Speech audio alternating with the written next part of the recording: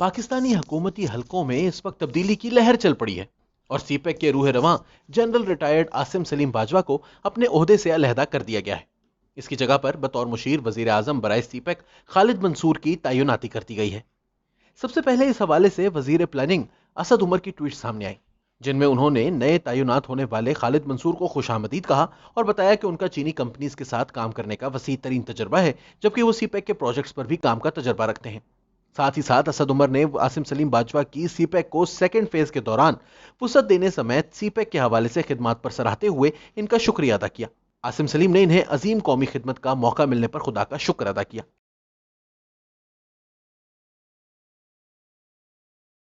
इस हुकूमत ने एक सदारती ऑर्डिनेंस के जरिए सीपेक अथॉरिटी बनाई, जिसके सरबराह के तौर पर आसिम सलीम बाजवा को तैनात किया गया, जिनको मुआविन खुसूसी बराए इतलात का भी चार्ज दिया गया। ताहम सहाफ़ी अहमद नूरानी ने अपनी एक रिपोर्ट में बाजवा एम्पायर का इंकशाफ किया, जिसके बाद उन्होंने मुआविन इतलात के ओहदे से इस्तीफा दे दिया था, जबकि वो ताहाल सीपेक अथॉरिटी के चेयरमैन थे। याद रहे कि सीपेक अथॉरिटी का ऑर्डिनेंस भी अपनी कानूनी मुद्दत पूरी कर चुका था और इनकी तैनाती के लिए हुकूमत के पास खास कानूनी जवाज मौजूद नहीं था। सहाफ़ी अहमद नूरानी की रिपोर्ट में दावा किया गया था कि lieutenant general retired Asim Salim Bajwa के खानदान की कारोबारी सल्तनत का फैलाव और आसिम सलीम बाजवा की फौज में अहम ओहदों पर तरक्की, दोनों चीजें साथ साथ चली। अपनी रिपोर्ट में अहमद नूरानी ने आसिम बाजवा के भाइयों, अहलिया और बच्चों के बैरून मुल्क जायदादों से मुताल्लिक दावे किए हैं, जिनमें यह इल्जाम भी लगाया गया है कि ये जायदादें 4 ममालिक में फैली हुई हैं। अहमद नूरानी ने एक नुक्ता ये उठाया है कि आसिम सलीम बाजवा ने वजीर आजम पाकिस्तान के मुआविन खुसूसी बनने के बाद जमा करवाई गई अपने असासाजात की फहरिस्त में अपनी बीवी के पाकिस्तान के बाहर बिजनेस कैपिटल का जिक्र नहीं किया, बल्कि मुतालिका कॉलम में बाकायदा नहीं है लिखा है। मजमून की इशाअत के चंद रोज बाद ट्विटर पर आसिम बाजवा ने दो टोक अंदाज में इल्जामात की तरदीद करते हुए लिखा कि एक गैर मारूफ वेबसाइट पर मेरे और मेरे खानदान के खिलाफ अनाद पर मबनी एक कहानी शाया हुई है, जिसकी मैं पुरजोर अंदाज में तरदीद करता हूं। इनकी तरदीद लेकिन बहुत सी तिश्नगी छोड़ गई, क्योंकि इन्होंने एक दस्तावेज ट्विटर पर शेयर की जिसमें खुद ही लिखा गया था कि इनके खानदान की बहुत सी कंपनियां नुकसान में हैं और कई चल ही नहीं रही।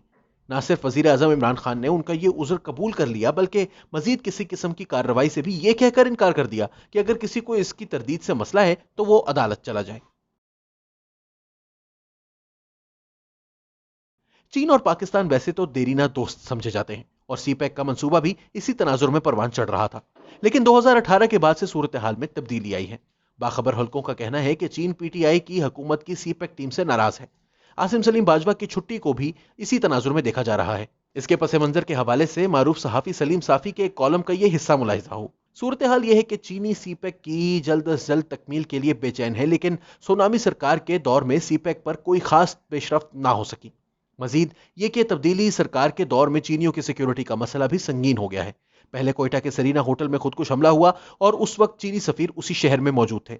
अब दासू का अफसोसनाक हादसा हुआ, लेकिन तब्दीली सरकार के नाअहल वजीरों ने पहले इससे मुतालिक गलत बयानी करते हुए दावा किया कि यह दहशतगर्दी नहीं बल्कि हादसा है।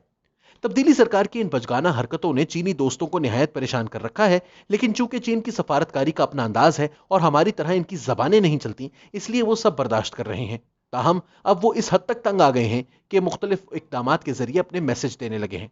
मसलन रिहाई के बाद इमरान खान ने मियां शहबाज शरीफ का नाम ईसीएल में डाल दिया, लेकिन अगले दिन चीनी सफीर ने इन्हें खाने पर मदऊ करके इसकी वीडियो कवरेज भी करवाई, जो आम रिवायत के बिल्कुल मुनाफी था। लेकिन अफगानिस्तान के महाज पर होने वाली पेशरफ्त के बाद अब इन हरकतों की मजीद गुंजाइश नहीं। इस हवाले से नया दौर के एग्जीक्यूटिव एडिटर मुर्तजा सोलंकी ने भी चंद रोज कबल ही बता दिया था कि चीन सीपेक अथॉरिटी से तो खुश है, लेकिन इसके सरबराह से नहीं।